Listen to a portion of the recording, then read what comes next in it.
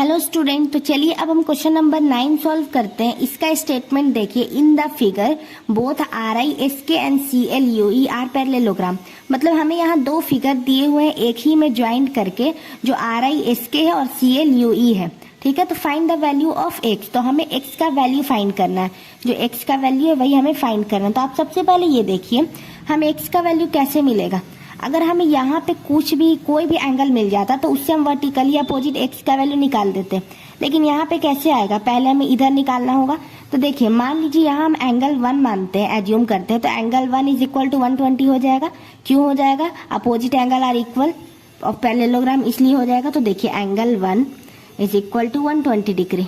क्यों होगा, opposite angle of parallelogram are equal. ठीक है, ये हो गया। अब आप देखिए, अब यहाँ हमें वैल्यू मिल गया, तो अब हम यहाँ मान लेते हैं एंगल 2। अब एंगल 2 हो गया, तो अब देखिए ये लीनियर पेयर से हम निकाल सकते हैं angle 1 plus angle 2 is equal to 180। निकाल सकते हैं कि नहीं, बाई लीनियर पेयर, क्योंकि यहाँ पे वैसे ही हमें मतलब देख के पता चल रहा है। तो देखिए हम लिखते हैं angle 1 plus angle 2 is equal to 180 होता है by linear pair, linear pair से बाई लीनियर पेयर। अब उसी के हिसाब से देखिए एंगल 1 कितना है 120 plus angle 2 is equal to 180।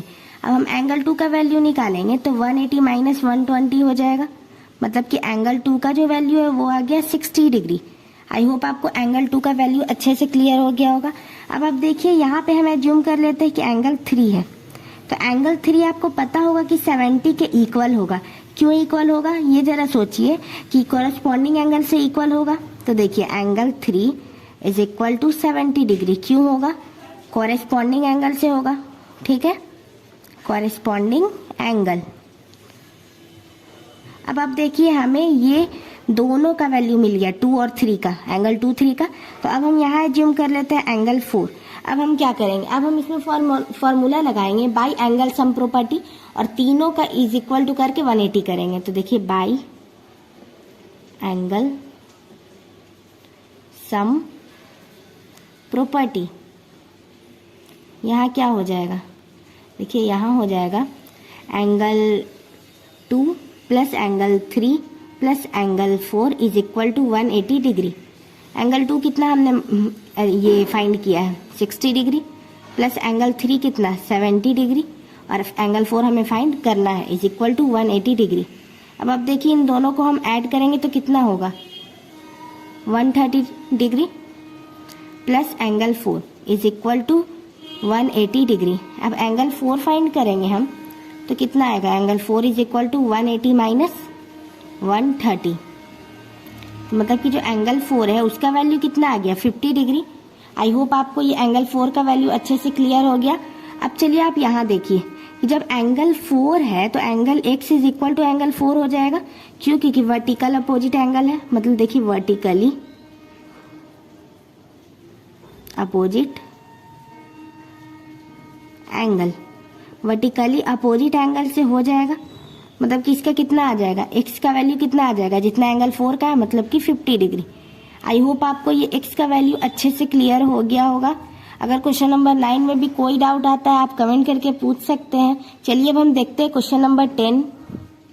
Hello student, तो चलिए अब हम क्वेश्चन नंबर 10 सॉल्व करते हैं। इसका स्टेटमेंट देखिए, explain how this figure is a trapezium.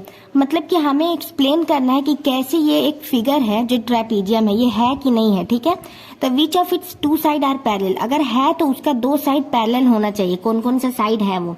चलिए तो इसे हम सॉल्व करते हैं। देखिए ये KLMN का एक फिगर दिया हुआ है जिसमें L का वैल्यू दिया हुआ है एंगल में 80 डिग्री और M का दिया हुआ है 100 डिग्री।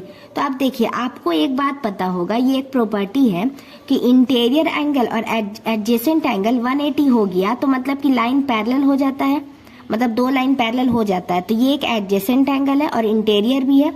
तो चलिए इसे हम देखते हैं। Here angle M plus angle L, इन दोनों एंगल को अगर हम जोड़ते हैं तो 180 आता है या नहीं, ये आप देखिए सबसे अच्छे से ध्यान से। इन दोनों एंगल को अगर हम ऐड करेंगे तो 180 आता है। तो चलिए अब हम लिखते हैं sum of interior adjacent angle is 180 degree. ठीक है, so both lines are parallel, तो दोनों लाइन्स क्या है, पैरेलल है। ठीक है, देखिए जैसे कि ये हो गया NM लाइन और KL, ये दोनों पैरेलल है। NM पैरेलल KL, ये दो लाइन है जो दोनों पैरेलल है, एक तो NM हो गया, दूसरा KL, ये दोनों लाइन पैरेलल है। तो अब हम इसे क्या कह सकते हैं कि ये एक ट्रेपीजियम है। तो यहाँ हम लिख देते हैं so we can say that NM KL is a trapezium, मतलब कि ये जो फिगर है ये एक ट्रेपीजियम है। आई होप आपको ये क्वेश्चन नंबर 10 इजीली और अच्छे से क्लियर हो गया होगा। देखिए इसमें हमें बताना था, एक्सप्लेन करना था कि ये जो फिगर है ये ट्रेपीजियम है या नहीं है, तो कैसे है। तो देखिए हमने ये फिगर में मतलब कि कर लिया है एक्सप्लेन कि ये जो फिगर है ये ट्रेपीजियम है, क्योंकि इसका दो साइड जो है वो पैरेलल है, ये दोनों KL और NM। आई होप आपको क्वेश्चन नंबर 10 अच्छे से और इजीली क्लियर हो गया होगा। कोई भी डाउट आता है आप कमेंट करके पूछ सकते हैं।